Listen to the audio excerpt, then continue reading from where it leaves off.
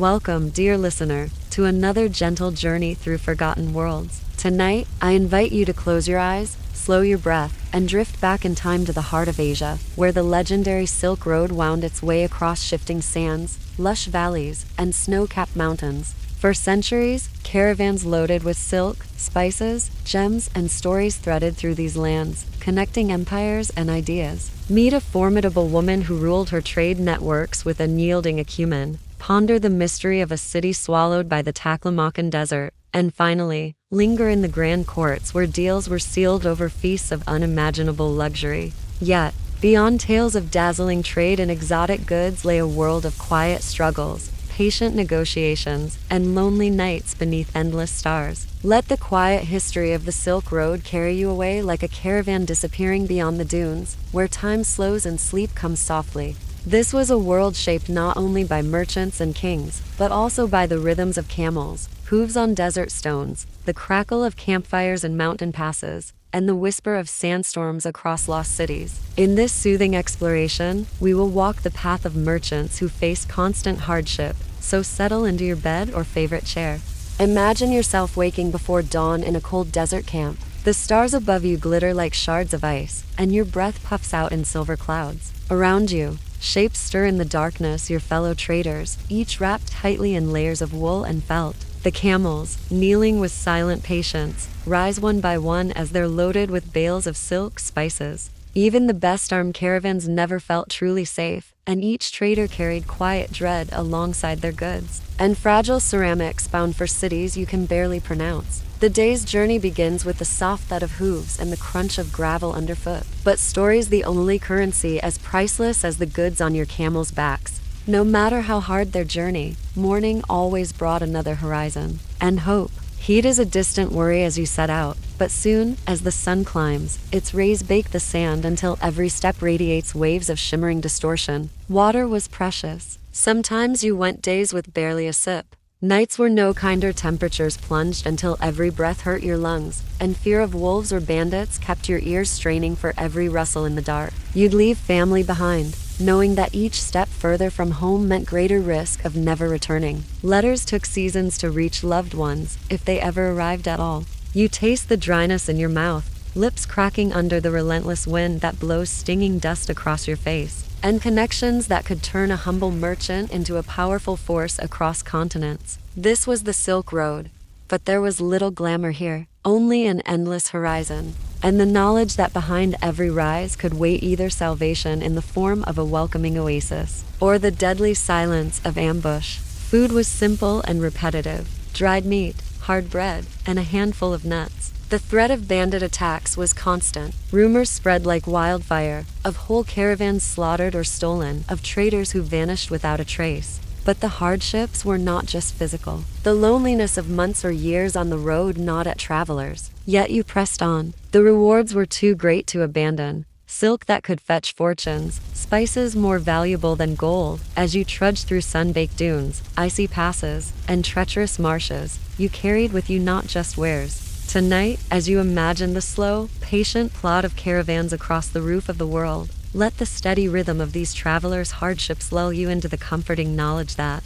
Imagine yourself arriving, exhausted, at the gates of Samarkand, the jewel of Central Asia, a city so full of color and life that it feels like a dream after weeks of sand and rock. Her real name is lost to time, whispered only in travelers' tales, but what stories remain paint a portrait of a woman of remarkable intelligence, resilience, and quiet power.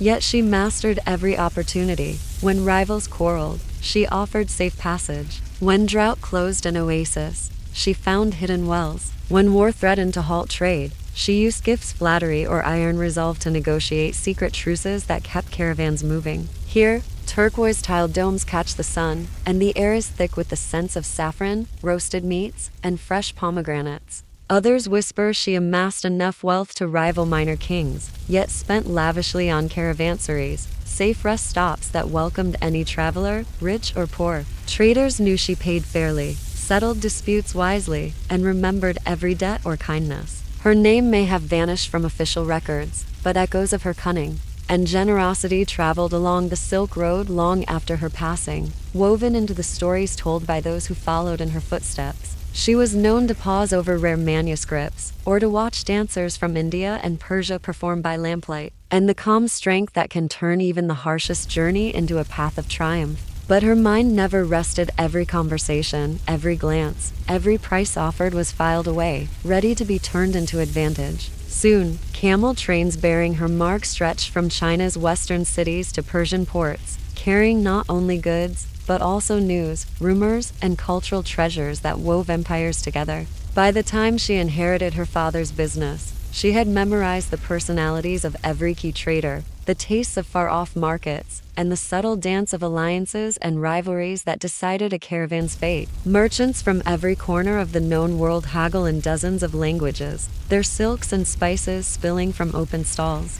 In this swirl of riches and voices moved a woman unlike any other, the merchant queen of Samarkand. She began life as the daughter of a small caravan leader, learning the trade routes like the lines on her palm. As a woman in a man's world, she faced constant suspicion. Her caravans grew larger, guarded by fierce loyalty rather than sheer force. In Samarkand's bustling markets, she could be seen standing at the center of it all, a calm presence amid the chaos. Her robe dyed a brilliant indigo that marked her authority. Legends say she once averted a war by delivering messages between rival khans, her caravans serving as neutral couriers trusted by both sides. She died peacefully, it is said, in her bed in Samarkand, old but unbowed, surrounded by traders from across the world paying respects. Tonight, let the quiet authority of the merchant queen remind you of the power and patience, the wisdom in listening.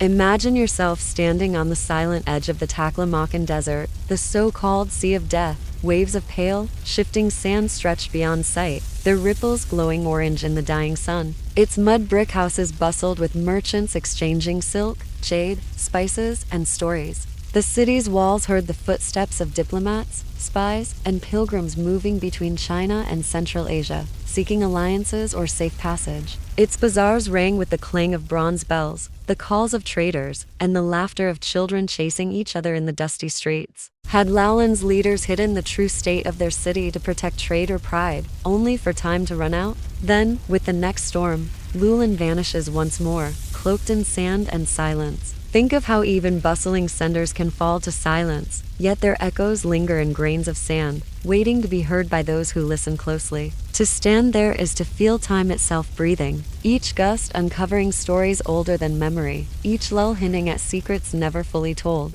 A hot wind whispers across the dunes, carrying only the faint hiss of sand grains sliding over one another. Here, beneath this endless sky, lies Loulan, a city once so vital to the Silk Road that travelers called it a crown jewel of the desert, but too heavy to carry. Wooden combs laid beside beds as if someone had intended to return, and mummies preserved by the dry air, dressed in robes of delicate wool, their eyes forever closed against the sand. Today, it is nothing but scattered ruins, buried and revealed again and again by restless sands. Long before its disappearance, Loulan thrived as a watery oasis city on the shores of a sprawling lake fed by rivers from distant mountains. But the same rivers that gave Loulan life began to betray it. Over decades, subtle shifts in watercourses, perhaps nudged by earthquakes or climate changes, choked the city's lifelines. The lake shrank, reeds turned brittle, and wells dried. Caravans arrived to find the air heavier with dust, the sun harsher on cracked earth, and fewer voices in the marketplace.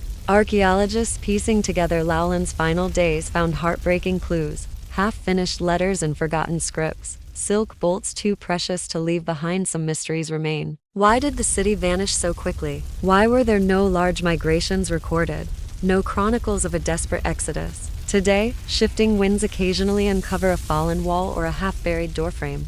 Tonight, as you imagine Loulan's lonely ruins beneath a blanket of stars, let the quiet of the lost city wash over you. Imagine yourself stepping into the grand halls of a desert palace at twilight, lanterns flickering in the perfumed air. Silk curtains ripple with every warm breeze, and floors are strewn with carpets so fine they seem to float beneath your feet. Guests recline on embroidered cushions, their robes dyed in impossible colors: bright saffron, deep indigo, shimmering greens that catch the lamplight like emeralds, and delicate dumplings floating in broths perfumed with rare spices brought from half a world away. Each course is a performance, each bite a statement of wealth, connection, and subtle power. Servants move quietly between them, laying out plates of jewel-toned fruits, pomegranates split open to reveal ruby seeds, figs bursting with sweet, dark flesh, and bowls of candied ginger to awaken the palate. A toast given too late, a seat placed too far from the host, a dish served cold. Every detail can carry meaning. Verses drift across the room, some ancient, some new, each praising beauty, lamenting loss, or hinting at secret longing. It is here, in the hush of candlelit hours, that deals are sealed with quiet words and nods, changing the fates of caravans yet to set out. A raised eyebrow at an ambassador's words might signal the possibility of war. A quiet offer to share wine could begin a secret pact. Remember how even the grandest banquets were woven from the same threads of need, hope, and fragile trust that carried every caravan across the Silk Road. Here, far from the dangers of the caravan trails, the Silk Lords, the wealthy and powerful rulers of oasis cities and trading kingdoms, gather for banquets that do more than feed the body. They seal alliances, display power, and whisper unspoken threats. The evening begins with music. Soft melodies drift from zithers and reed flutes, their notes weaving through conversations in dozens of languages. Yet beneath the laughter and applause, eyes flicker with calculation. To them, the feast is both test and opportunity. Navigate the conversation well, and doors to fortune open. Stumble, and your journey may end before it begins. Who will invest in a risky caravan venture? Who has offended whom? Which alliances will last beyond the evening? Then come dishes meant to astonish. Roast lamb glazed with honey, steamed buns stuffed with fragrant meats. The Silk Lords use these feasts to read one another's intentions. Between courses, dancers whirl in silken veils, and storytellers recount tales of heroes and cities lost to time, their words rising like smoke into the high ceilings. Not all guests are local. Visitors from distant lands, China, Persia, India, sit among the Silk Lords, seeking safe passage or exclusive trade rights. As the night deepens, lamps burn lower, music grows slower, and talk turns from business to poetry. Tonight, as you drift off imagining the soft glow of lanterns and the quiet clink of cups raised in careful toasts.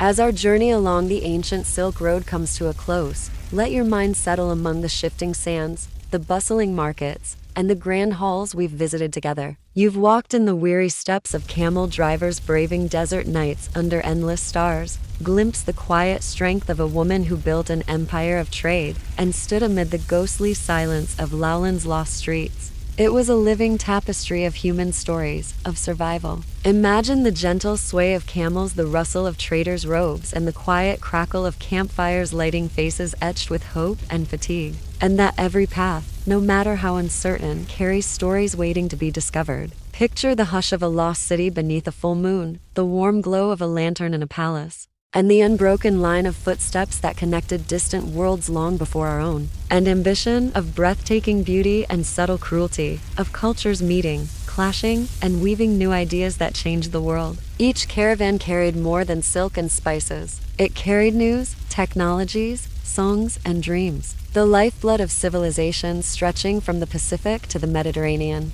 You've watched Silk Lords make or break destinies over feasts of dazzling abundance. The Silk Road was never a single path, nor merely a trail of goods. As you lie here now, the softness of your bed a comforting contrast to the hard earth of desert camps. May the echoes of these travelers remind you that even the longest journeys begin with a single step. Sleep well, knowing that the road is quieter now, but the stories of the Silk Road still drift through the night, carried on silent winds across timeless sands.